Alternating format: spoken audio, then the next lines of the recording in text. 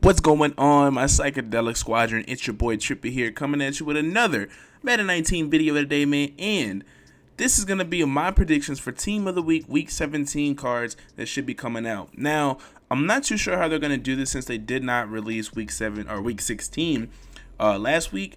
I'm thinking they might combine them together, but if they don't and they do the same, format that they're usually accustomed to doing, here's my predictions, man. So first, we're going to go ahead and get into the offense. So first off, we have Mr. DeMarcus Robinson. He only had one reception, but that one reception went for 89 yards and a touchdown to get Patrick Mahomes at 50 in his young season, his young career. I think it's all together like 50 something. Either way, put my man Patrick Mahomes at 50, only the third quarterback to do that in a season, which is crazy. Now we have Blake Jarwin, tight end of the Dallas Cowboys. He's got 7 receptions for over 100 yards and 3 touchdowns. I seen an interesting stat on Twitter yesterday. It's crazy because Jason Witten played like almost 20 years or some crazy amount of time like that, and he never had a 3-touchdown game, but Blake Jarwin did. Now I'm pretty sure it's a possibility this might never happen again, and they did play the New York Giants, but nonetheless, it was a really good game by Jarwin and one of the players that I expect to get a really good card later on. Moving on to the Tampa Bay Bucks wide receiver, Chris Godwin. He had 6 receptions for 114 yards and 2 TDs on 9 targets. Someone else who had 6 receptions for over 100 yards and 2 touchdowns on the same amount of targets is Mike Evans. The only thing is, he already has a primetime performer card, and I'm pretty sure they're not going to give him this card, especially, or this week, Boss Hero or something like that, especially since Chris Godwin had a little bit more yardage on the same amount of targets, etc., etc. And of course, there's more that goes into these things, but still, it's just really bad timing for Mike Evans. Now, if he had a godly game, like his stats plus Godwin's, that'd be a different story. But Chris Carson. I had Chris Carson on my list for Week 16, and dude keeps balling, bro. Like, this is what makes me think they might combine 16 and 17 together, because a lot of the same players are continually having good games in back-to-back weeks. So he had 19 carries, 122 yards, and a touchdown. Exactly what Russell Wilson needs to go against these Dallas Cowboys, man. It's a really solid run game and a guy who's going to get in between the tackles, hit that hole hard, and fall forward for a couple extra yards. Now we have my man Josh Reynolds. I think he's a tight end. I'm pretty sure he's either a tight end or some sort of receiver for the Los Angeles Rams. My man had 4 receptions for 55 yards, and you're probably thinking, that's a mediocre game. But he had 2 touchdowns to go along with that 4 receptions and 55 yards. So not too bad, not that bad of a game. Not bad at all, actually. I don't think they're really going to give him like an elite card, so expect him to get like that low elite 81 to 82 overall elite card for the Team of the Week. And then we got my man C.J. Anderson. Yet again, one of the other cards I had, one of the other players, I had going to get a card last week. Dude stepped in for Todd Gurley yet again. 23 carries, 132 yards, and a touchdown, man. Expect him to get another Team of the Week card, or a Team of the Week card. Bit of on the higher overall end. But that's huge that they have another running back that they can go to and not have to really run Todd Gurley into the ground. Now moving on to the defensive side of the ball. My first player that I expect to get a card is Mr. Jayon Brown. My man's had 9 total tackles, 1 interception that he ran for 22 yards in the score. Although they lost, that is still a pretty decent effort by someone who was really fighting and scratching and clawing with the backup quarterback and trying to find a way to get into the playoffs. But nonetheless, they did take an L, but does not stop EA from giving this man a pretty decent card.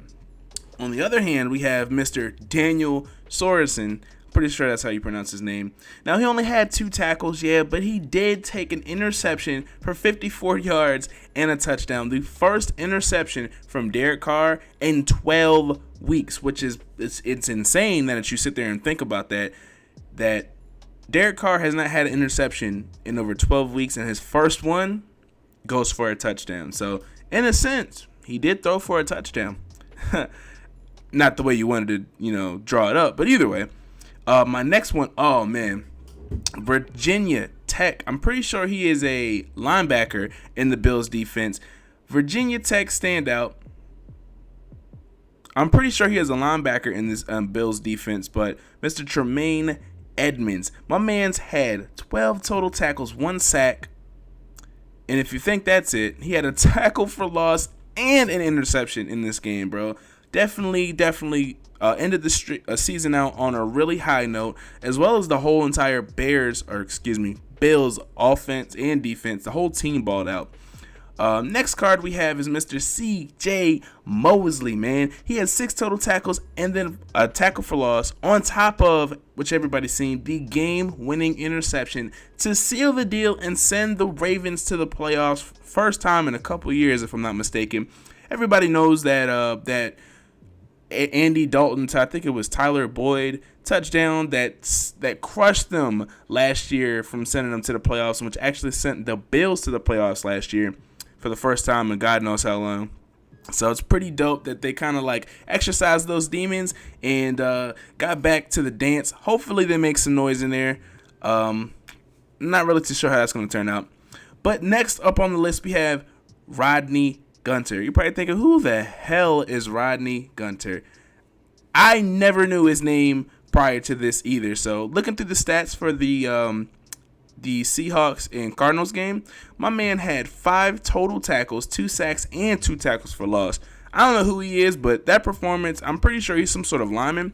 Definitely warranted him a card for this week coming up.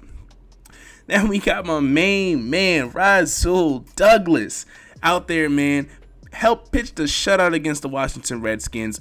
He had 6 total tackles, 1 tackle for loss, which you don't normally see from a cornerback, and 1 interception. Possibly should have had 2. I think he dropped 1. But either way, man, great effort from us. By the grace of God, the Bears kept their starters in there for the first 3 quarters and got us into the playoffs by beating the Vikings, man. So shout out to the Chicago Bears. We'll see you beautiful bastards Sunday at 4:40. And yeah, it's a pretty good day to be an Eagles fan. Sucks to be a Vikings fan, bro. I apologize for you guys.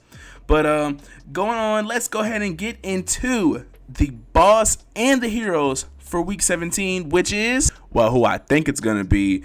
The boss is, I expect it to be Dak Prescott. The hero for offensive side of the ball is Josh Allen, and then Jimmy Smith is going to be the defensive hero. Looking at the stats from the bottom to the top, Jimmy Smith, man. Now he didn't have any tackles from what I've seen in the statistics or whatever, but my man did what a cornerback is supposed to do, and he got the ball and he covered well with 2 INTs and 3 pass defenses. Now I'm pretty sure those 2 INTs also count as pass defenses, but that's neither here nor there. Either way, solid game from Jimmy Smith. Also helped get the Ravens back to the playoffs. Josh Allen, who ripped it in Miami, well, in Buffalo, but against Miami. Dude only had 9 incompletions, 1 interception on the downside. He had 224 yards passing, 3 touchdowns, 9 carries, 95 yards, and 2 rushing touchdowns. That is insane, though. So wait for him to finish the season strong, and I expect the Buffalo Bills to really do some damage come next season, man, behind Josh Allen and hopefully a very young and high-flying defense. Now getting into Mr. Dak Prescott, Dakota Prescott, calling him by his full government today, man. He balled out. He definitely balled out yesterday. 27 for 45, 387 yards and 4 TDs, and everybody knows the rollout, the spin on 4th and 15, down the field, Cole Beasley getting that knee in, man. That was one of the craziest things I've ever seen. I really thought that if they had to put the ball in Dak Prescott's hands to win the game, it was not going to go their way. But he definitely proved me wrong, and shout out to the Dallas Cowboys. Hopefully we see you beautiful bastards, well, you ugly motherfuckers, in the NFC Championship game. It's all hate, a little bit of love, but good job, Dak Prescott. You should be getting a 94 and 95 overall card this week. Now let's get into who I think is the most deserving player to get that limited time card this week, and that is Mr. Fletcher Cox himself. My man hasn't had an upgrade since the MUT Heroes promotion, and he balled out also, helping pitch a shutout against the Washington Redskins. My man's had 4 total tackles, 3 tackles for loss, and if that wasn't enough from the defensive tackle position, my man hit the quarterback while he had the ball 3 times, bro. And I think he forced a fumble, if I'm not mistaken, which was recovered later on. If not, he had a fumble recovery. So, like, to sit here and think about, like, how all this transpired and, you know, what that game really meant for us and what those Washington Redskin bastards did to my man Jake Elliott in pregame warmups, definitely well deserved. Now, of course, not a whole lot of people know about that. That's just me, you know what I'm saying, going through Twitter too much before the game. Found some pretty disturbing things, and those ugly bastards got what they deserved. But either way, this is my predictions for Week 17 Team of the Week cards. If you enjoyed, which I hope you did, go ahead and hit that like button, man. Hit the subscribe button. 2-piece those mofos. That'll help the channel grow tremendously. Also, let me know down below what your Team of the Week predictions are for this week and how you think they're going to handle this as far as like combining these 2 weeks together or just letting them go their separate ways how they usually do. But with all that being said, man, go ahead and stay tuned for more Madden 19 content such as this. And until next time, guys, peace.